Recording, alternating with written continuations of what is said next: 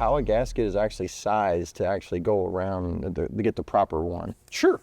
So for both Manways and handholes, you take dimensions on the gaskets this way. I mean, it's basically you've got a dimension long ways, tip to tip, and you've got a dimension sideways. Okay. And it usually starts with the shorter dimension. So the side you would measure from side to side at the thickest point. So you can see this is about 3 inches, and then the long way this way is about 4 inches. So that's a 3x4, and then you will have the thickness of the gasket, the actual width, and that's what would sit on there. So this would be like a 3x4 by either a 9/16 or a 1/2 inch. Okay. And then there's a shape.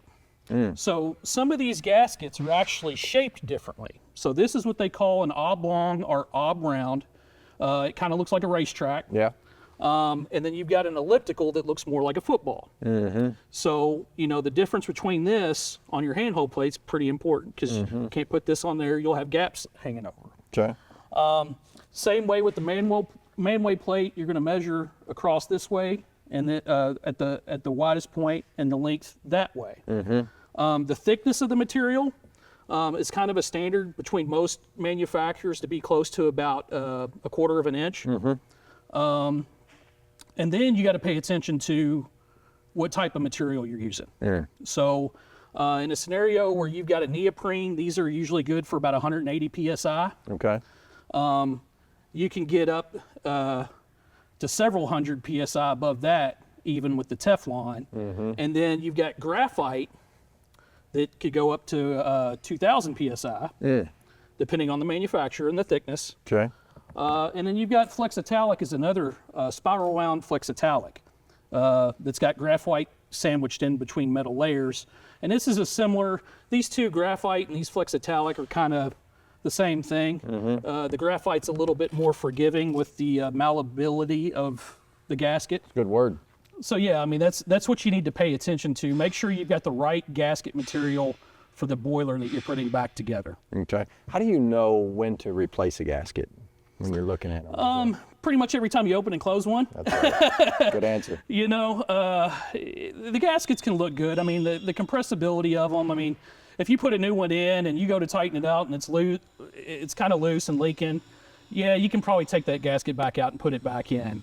But once it's been under pressure and it's been heated up and been compressed, it's lost a little bit of the life. And these gaskets aren't that expensive for the safety factor that you need. Replace them. Replace them. You should be replacing them every time you open and close the boiler. That's right. That's right. And that being said, you actually have created something on boilerwarehouse.com that, you know, you haven't, people can order gaskets, of course, but then you put a subscription service in. Tell me a little bit about that. Yeah, so we wanted to make it a little bit easier for our customers to create a routine. You know, most of our customers have scheduled shutdowns throughout the year. They know when these dates are going to happen. They're usually year in and year out on the same dates. Like everybody knows, July 4th shutdown, Christmas shutdown. So we wanted to create the ability for the customer to be able to say, I need my gaskets on this date every year, and they can set it and forget it, and we'll just ship it to them every year. Yeah. Same time. Super idea. Multiple times a year even. Yeah. So really good idea. Any other things you wanted to go over? Is there a reason for the sizes of why you would use an elliptical?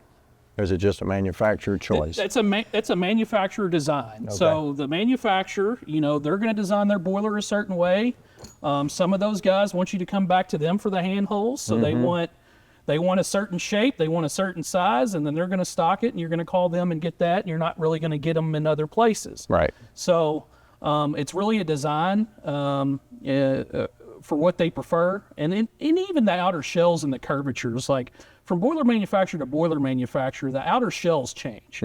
So you may have a 60-inch on one boiler manufacturer, and you might have a 63-inch from another. Okay. When I'm talking about that, I'm talking about the actual OD on the shell. Right. And those curves are going to be radius different. Okay. So, you know, you can't necessarily take a Superior handhole and throw it on a Johnston. Right. Sometimes they go back and forth as long as they're the same curve and the same shape. Okay. But more often than not, you'll find that the manufacturers have different specifications for what they want for their handholds. Okay. And you've got some different manufacturers here.